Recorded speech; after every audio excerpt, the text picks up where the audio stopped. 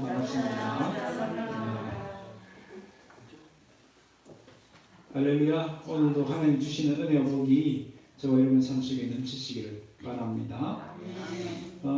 다큐멘터리 영화인데 교회 오빠라는 실화를 담은 영화입니다. 이 영화의 주인공이 이광희라는 형제인데요. 딸이 딱 2달 된 그때 자기는 대장암 사기 판정을 받고 아내는 혈액암 사기를 판정받습니다. 너무나 충격적인 소식이잖아요. 그래서 이 소식을 들은 어머니는 그 충격을 이기지 못하고 우울증에 걸립니다. 그런데 이런 절망적인 상황 속에서도 이 이완희 형제는 하나님을 원망하지 않았습니다. 어떻게 그럴 수 있었을까? 이완희 형제는 자기 나름대로의 손익계산서를 썼다라고 합니다. 한편에는 하나님 주신 은혜를 세워본 겁니다. 그걸 플러스로 놓고요. 그리고 자기가 처한 어떤 여러 가지 상황들, 그 절망적인 상황들을 마이너스로 놓고 계산을 해보았답니다. 그랬더니 결론이 어떤 답이 나왔느냐 하면 플러스 마이너스 했더니 결국은 플러스였다, 이득이었다라는 것을 깨닫게 된 것입니다. 그래서 그런 절망적인 상황 속에서도 그런 기쁨과 감사를 잃지 않을 수 있다라고 고백했습니다. 여러분, 우리 아무리 절망적인 상황 속에서도 하나님 주신 은혜와 복을 세워보기만 하면 그 속에서도 얼마든지 하나님께 감사와 찬양을 올려 드릴 수 있는 거죠. 그래서 방금 우리가 불렀던 찬송가 429장에 받은 복을 세워보라. 그러면 어떻다고요? 크신 복을 내가 알리라. 하나님 복을 잘 헤아려 보면요, 우리가 얼마나 큰 복을 받았는지 알 수 있다는 뜻입니다. 여러분은 내가 받은 복이 얼마나 크고 놀라운지를 알고 계십니까? 그리고 그렇게 크고 놀라운 은혜와 복을 받은 자답게 살고 있습니까? 오늘 본문을 통해서 우리 자신을 한번 돌아볼 수 있기를 바랍니다. 오늘 본문에는요, 예수님 만난 2사람의 이야기가 나옵니다.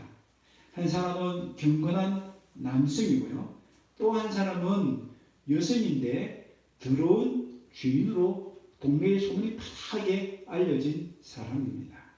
경건한 남성은 바리새인으로서 존경을 받고 또 의인으로 칭찬과 인정을 받았던 사람입니다.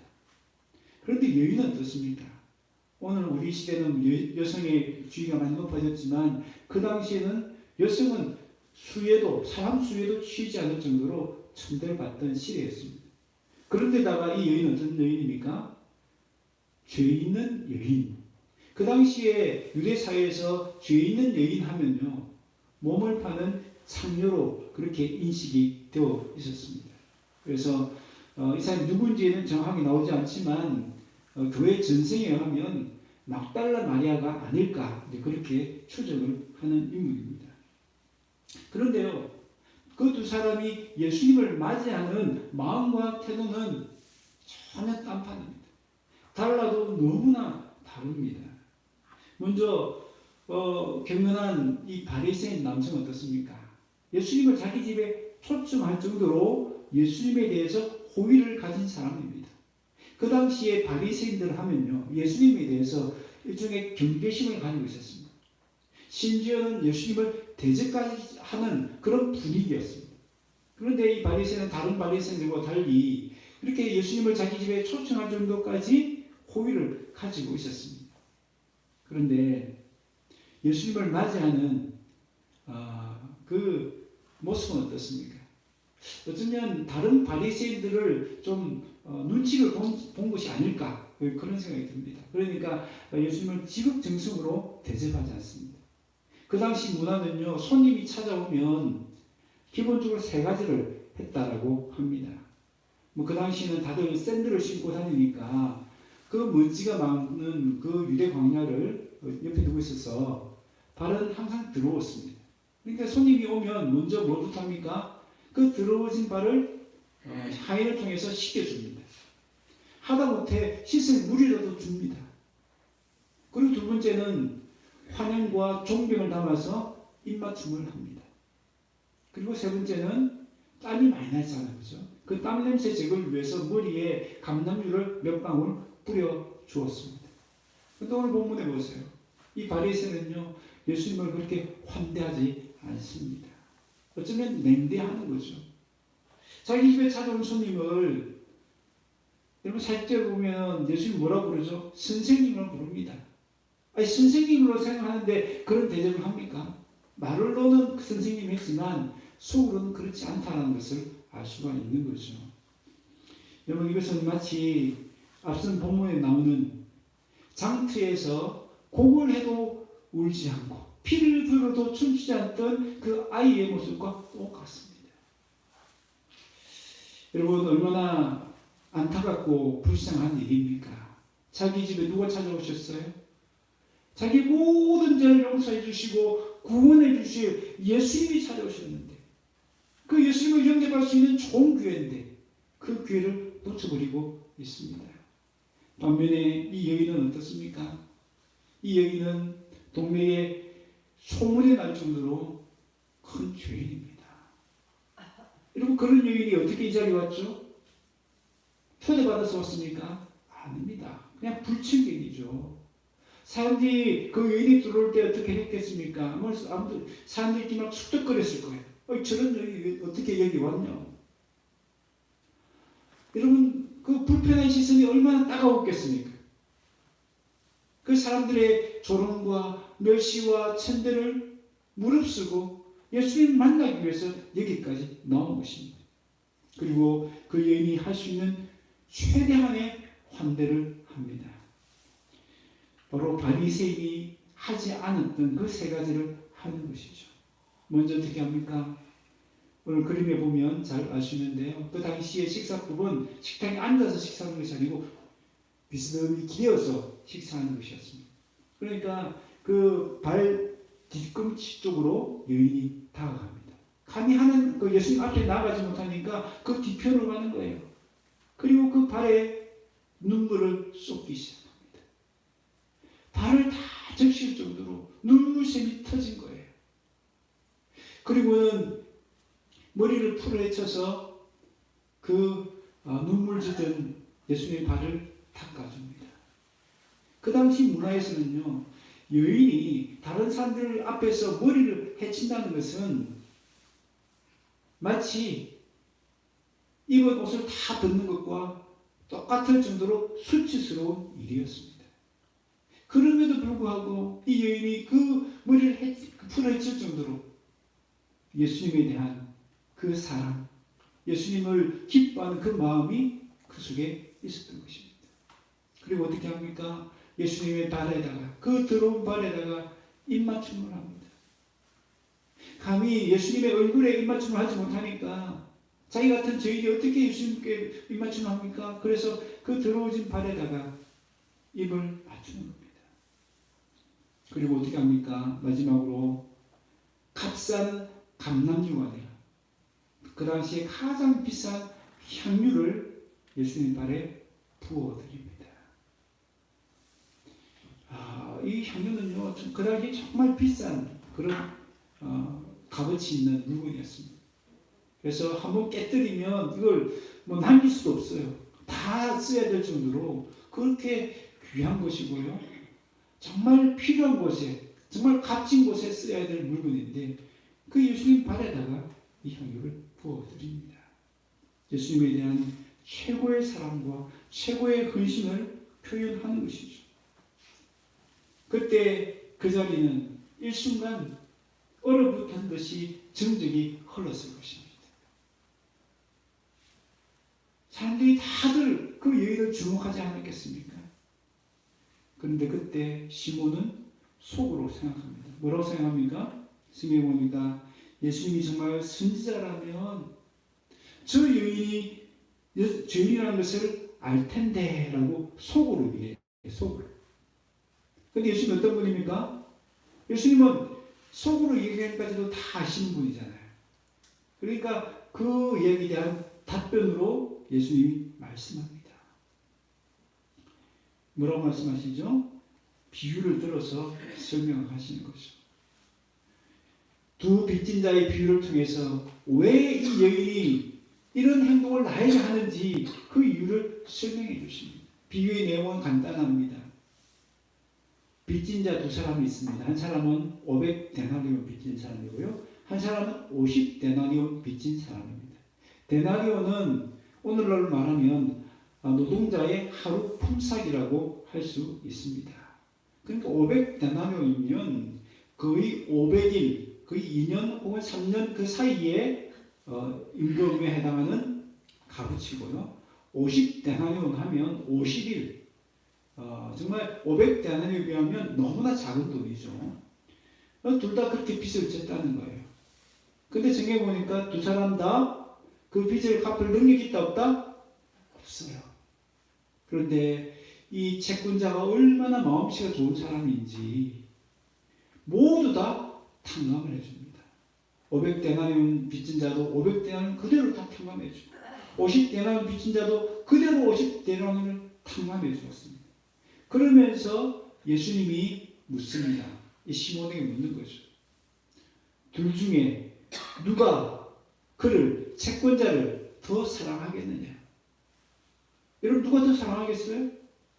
당연히 더 많은 빚을 탕감받은 사람이 그 채권자를 더 사랑하겠죠. 그 은혜를 더 깊이 감사하고 더 많은 감사를 그에게 표현하겠죠. 그게 당연한 것 아닙니까? 그렇다면 여기서 500데나리온 빚진 사람은 누구죠? 바로 이 여인을 얘기하는 거예요. 그리고 50데나리온 빚진 사람은 시몬을 이야기합니다. 그리고 그 빚을 탕감해 준 사람은 하나님을 가리키는 것이죠. 예수님이 비유를 통해서 무슨 말씀을 하는 거예요? 바리새인 시몬이든지 또 죄인으로 알려진 이 여인이든지 둘 다 하나님 앞에서는 빚진 자라는 거죠. 다 죄인이라는 것을 이야기합니다. 그리고 중요한 이야기를 하죠. 어떤 이야기죠? 500데나리온만큼 큰 죄를 지은 사람이든지 50데나리온만큼의 작은 죄를 지은 사람이든지 둘 다 갚을 능력이 있다 없다? 없다는 거예요. 둘 다 갚을 능력이 없으면 어떻게 되죠? 죄의 삭은 사망이라. 둘 다 똑같은 형벌을 받을 수밖에 없다는 뜻이죠. 그 말은 무슨 뜻이죠? 우리가 볼 때는 큰 죄인이 있고 작은 죄인이 있죠. 그죠? 우리나라 법 체계를 보면 중범죄가 있고 경범죄가 있고, 그 중범죄에는 더 중한 벌을 가하고 경범죄에는 가벼운 벌을 주지 않습니까? 그런데 하나님의 세계는 어때요? 똑같다는 겁니다. 큰 죄인이나 작은 죄인의 구분이 없고요. 큰 죄인에게는 더 무거운 벌을 주고 작은 죄인에게는 작은 벌을 주는 것이 아니라 똑같은 벌이 있다는 겁니다. 영원한 죽음, 영원한 사망, 영원한 형벌밖에 없다는 뜻이죠. 예수님의 비유를 통해서 모든 사람은 빚을 탕감해 주지 않으면 영원히 죽을 수밖에 없는 죄인이라는 것을 밝히 보여주신 것이죠. 그런데 더 큰 문제가 있습니다. 뭡니까? 아무도 자기 힘으로는 이 빚을 해결할 사람이 없다는 것입니다. 꼼짝없이 모든 사람은 영원한 형벌, 영원한 멸망에 이를 수밖에 없다는 것을 말씀해 주시는 것이죠. 그런데 이 여인은 어떻습니까? 여인은 예수님에 대한 소문을 들었습니다. 예수님이 세리와 죄인들의 친구가 되어주신다는 소문을 들었습니다. 뿐만 아니라 많은 병자들을 고쳐주셨다는 소문을 들었습니다. 그리고 예수님의 말씀을 들었습니다. 어떤 말씀입니까? 포로된 자에게 자유를, 죄에 묶여있는 그 포로된 자들에게 자유를 주신다는 것을 그 말씀을 소문을 통해서 들었던 것입니다. 그래서 여인은 예수님 앞에 나와서 눈물을 흘리기 시작한 겁니다. 무엇 때문에 눈물을 흘린 겁니까? 먼저 자신의 죄 때문에 눈물을 흘렸을 것입니다. 거룩하신 주님 앞에 섰을 때 자신이 지은 죄가 다 낱낱이 기억나고 그 죄를 주님 앞에 쏟아놓으면서 눈물을 흘린 것입니다. 또 어떤 눈물의 의미가 담겨 있겠습니까? 자기 같은 죄인을 친구로 맞이해 주시고 자기의 모든 죄를 용서해 주시고 자유를 주시는 그 주님 때문에 기쁨과 감개의 눈물을 흘릴 것입니다. 그러니까 그 발을 예수님의 발을 다 젖실 정도로 그 눈물샘을 터뜨려 하며 울었던 것입니다. 여러분, 예수님은 시몬의 냉대와 이 여인의 환대를 비교하시면서 왜 그런 차이가 났는지를 설명해 주십니다. 여러분 47절을 보세요. 47절을 보시면요. 예수님 뭐라고 말씀하십니까? 이 여인이 왜 이렇게 자기에게 그런 환대를 했는가? 그 이유는 그의 사랑함이 많음이라. 그러면서 그 뒤에 보면요. 사함을 받은 일이 적은 자는 적게 사랑하느니라 라고 말씀합니다. 그러니까 여인이 이렇게 예수님께 지극한 사랑과 헌신을 드린 이유가 뭐라는 뜻이죠? 더 많은 사랑을, 더 많은 죄사함을 받았기 때문이다 라고 이야기를 하는 것입니다.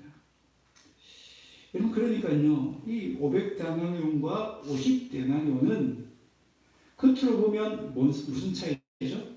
죄의 차이죠, 죄의 차이. 우리가 볼 때는 이 여인이 죄가 더 크니까 500데나리온이고 이 바리새인 시몬은 적은 죄인이니까 50데나리온이구나 라고 생각할 수 있지만 실제로 보니까 뭐예요?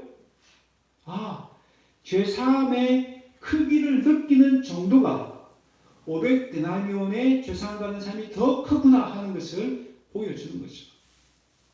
그렇습니다. 여인은 자신이 더 큰 죄인이라는 것을 인정하고 고백했기 때문에 그만큼의 죄를 용서해 주신 그 예수님에 대한 고마움, 감사, 기쁨, 그 사랑이 넘쳤다는 것을 오늘 본문은 우리에게 보여주는 것입니다. 똑같은 죄인이지만 누가 자신의 죄를 더 크게 느끼는가, 누가 그 죄사함의 은총을 더 깊이 고백하느냐에 따라서 예수님을 사랑하는 모습과 헌신하는 모습이 달라질 수 있음을 우리에게 보여주는 것입니다.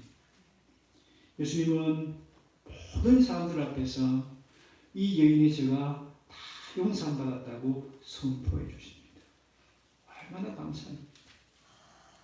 사람들 앞에서 지금까지 죄인으로 살았는데 이제는 사람들 앞에서 이 사람은 더 이상 죄인이 아니다라고 선포해 주십니다. 사회적인 관계를 다시 회복시켜 주시죠.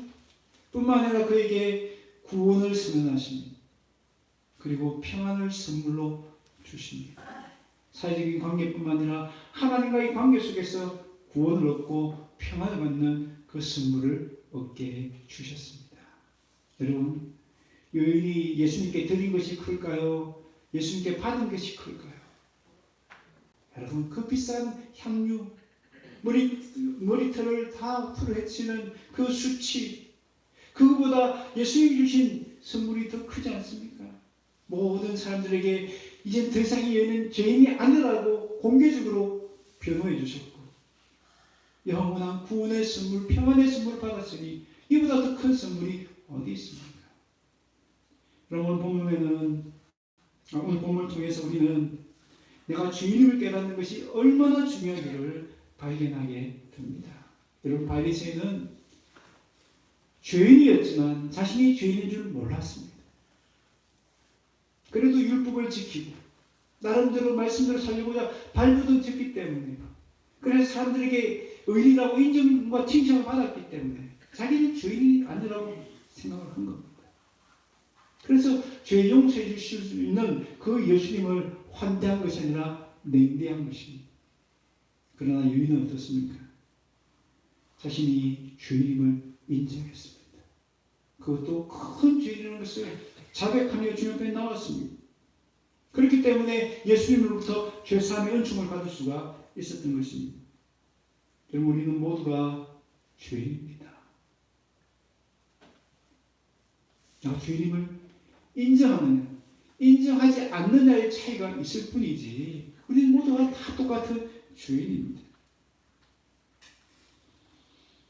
내가 주님을 깨달을 때 용서받을 수 있는 기회가 열립니다. 그러나 내가 주님을 여전히 부정한다면 죄 용서받을 수 있는 그 은총을 받을 수가 없겠죠. 저와 여러분 어떻습니까? 내가 내 힘으로 도저히 용서받을 수 없는 죄인임을 인정하십니까? 여러분 찬송가 305장 나 같은 죄인 살리신이라는 이 찬양 가사를 지은 사람이 우리 잘 아는 존 뉴턴이라는 사람입니다. 이 사람은 한때 악랄한 노예 상인이었습니다. 그랬더니 그가 복음을 통해서 하나님 만나고 완전히 새 사람으로 변화되었습니다. 그래서 평생 복음을 위해 사는 목회자로 헌신을 하게 됩니다. 그런데 이분의 일화 중에 재미있는 일화가 있습니다. 이분은 성공회의 목사가 됐습니다. 그 성공회 목사들은 저희들처럼 양복이 아니라 그 가운을 입습니다. 일종의 목사라는 그런 권위를 나타내는 복장이죠. 그래서 모든 사람들이 그 복장을 한 사람을 보면서 정말 저분은 존경스럽고 정말 저분은 좋은 분이라는 그런 인정을 받게 됩니다. 그런데 이분은 강단에 쓸 때마다 그 거룩한 그 목사의 가운을 입지 않고요. 자신이 옛날 노예로 많은 사람을 팔았을 때에 그 입었던 노예들의 옷을 입었습니다. 그러면서 그 이유를 설명합니다. 왜 자신이 이 강단에 설 때 노예복을 입는가? 그 죄라는 노예에서 나를 해방시켜 주신 그 하나님의 은혜를 잊지 않기 위해서라고 그렇게 고백을 했다라고 합니다. 여러분, 우리는 나 같은 죄인 살리신 주 은혜 놀라워 정말 모든 사람의 신금을 울리는 찬양을 부를 때마다 은혜를 받지 않습니까? 그런데 한번 물어보겠습니다. 여기서 나 같은 죄인 할 때 이 나는 누구를 가리키죠? 존 뉴턴과 같은 흉악범들만 이야기하는 것입니까? 아닙니다. 우리 모든 인류를 여기에 다 넣을 수가 있는 것입니다.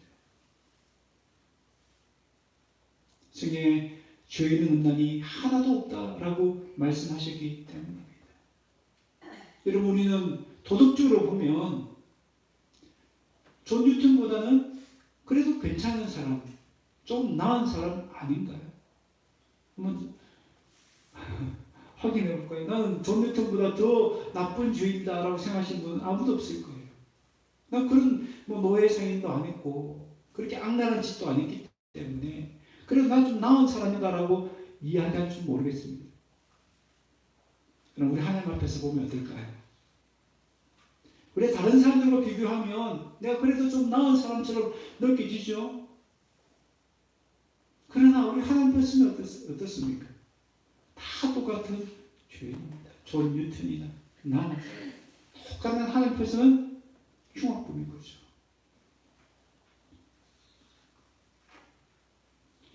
그래서 사도 바울을 보십시오. 사도 바울은요, 자신을 어떤 죄인이라고 고백합니까?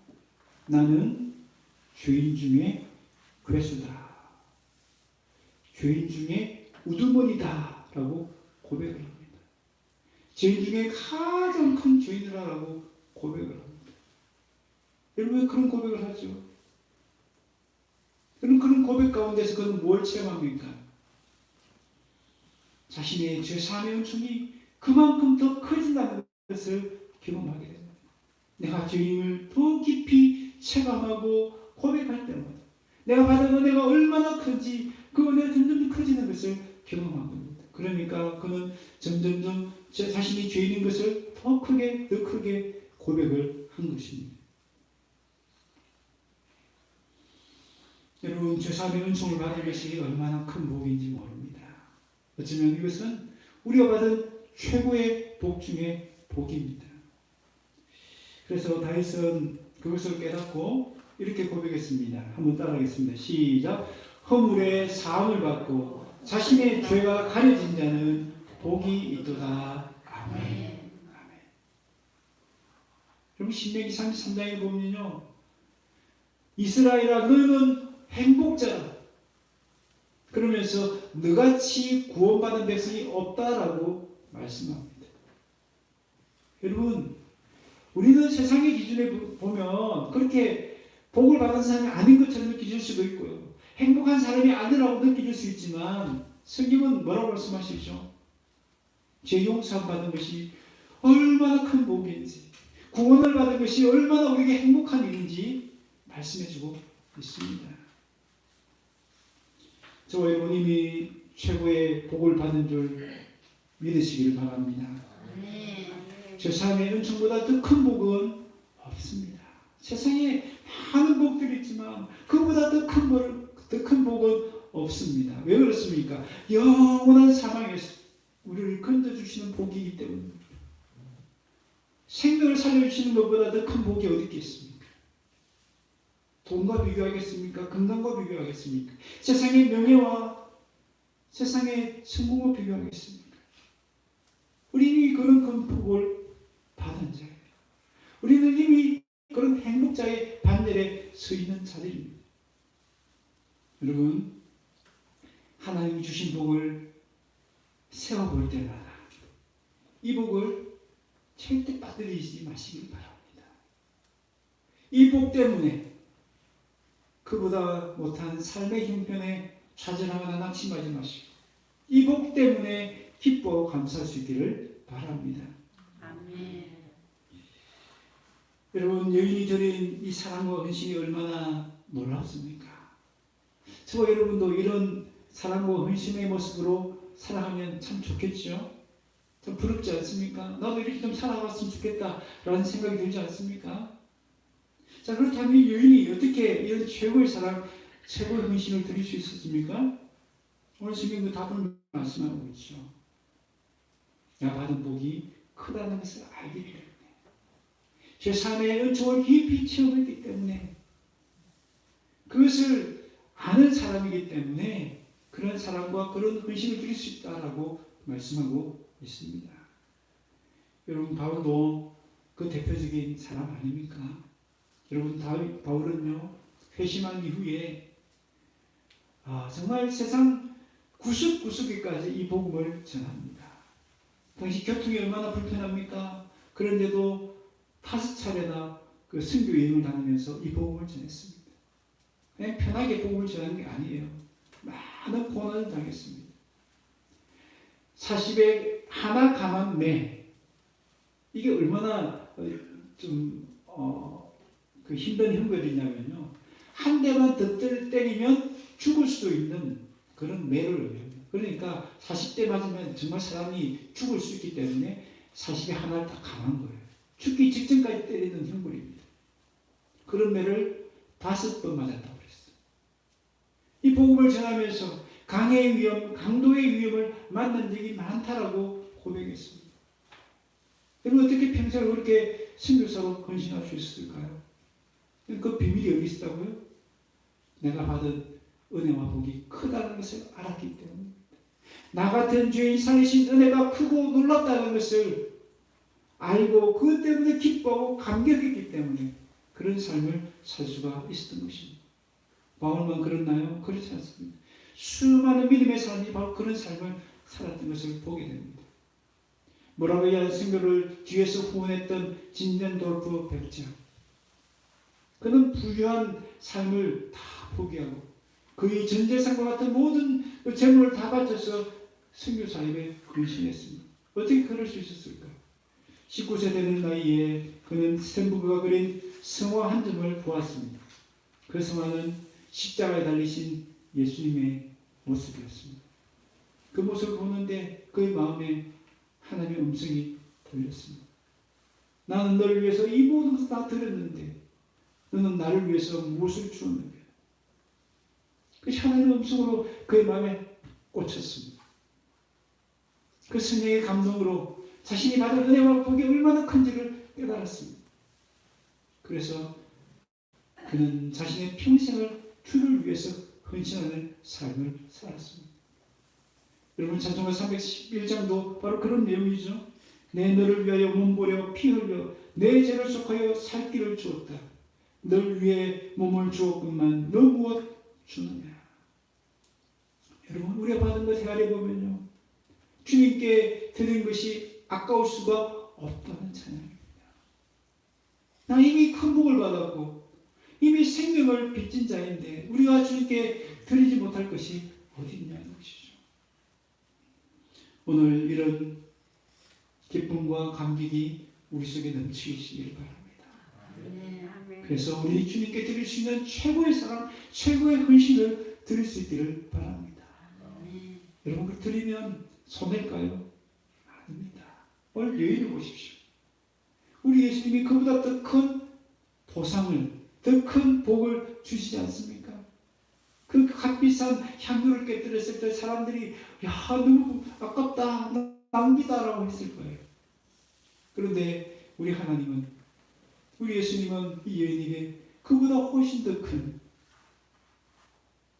죄사함의 은총과 구원과 평안을 선물해 주시지 않았습니까? 우리 주를 위해서 드리는 것 아깝다고요? 결코 아깝지 않습니다. 이미 우리에게는 그보다 큰 복을 받았을 뿐만 아니라 그렇게 드릴 때에 우리 하나님은 더 큰 하나님 나라라는 복을 우리에게 주실 줄로 믿습니다. 말씀을 맺습니다. 오늘 말씀에 나오는 예수를 만난 두 사람의 이야기,